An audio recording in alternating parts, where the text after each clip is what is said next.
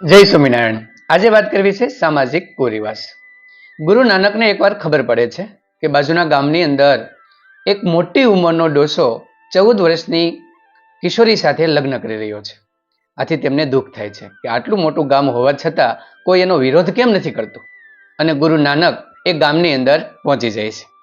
ગામ લોકો ભેગા થઈ જાય છે ત્યારે ગુરુ નાનક કહે છે કે શું તમે બધા મરી ગયા છો?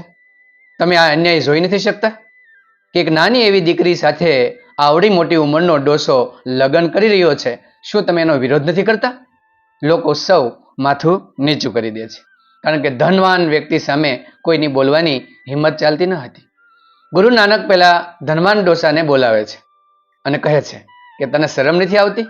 તારી દીકરીથી પણ નાની ઉંમરની દીકરી સાથે તું લગ્ન કરી રહ્યો છો, તને શરમ આવવી જોઈએ। અને તું કોની સાથે લગ્ન કરશો? તારી ઠાઠડીને ટેકો દે એવી દીકરીની સાથે લગ્ન કરશો કે જે એકદમ નાની ઉંમરની આ દીકરી છે અને તું ધનને કારણે તેમને ખરીદી રહ્યો છો? આવી વાત કરતા પેલો ડોસો પણ પોતાનું માથું નીચું કરી દે છે। ત્યારે ગામ લોકોમાં પણ હિંમત આવી જાય છે અને ધીરે ધીરે બધા વિરોધ કહે છે અને કહે છે કે અમે આ દીકરીના લગ્ન આ ડોસા સાથે નહીં થવા દઈએ। અમે બધા તેમની સામે વિરોધ નોંધાવીએ છીએ।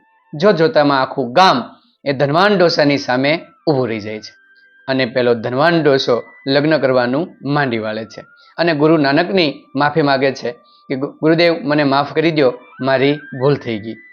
ધનના મતે અને મદે મને ઉપર ચડાવી દીધો હતો। આજથી હું એ દીકરીને મારી દીકરી તરીકે માનું છું અને ક્યારેય પણ આવો કુરિવાજ થાય એવો પ્રયત્ન નહીં કરું। આમ ગુરુ નાનકના કહેવાથી ગામ લોકોમાં પણ હિંમત આવી ગઈ હતી।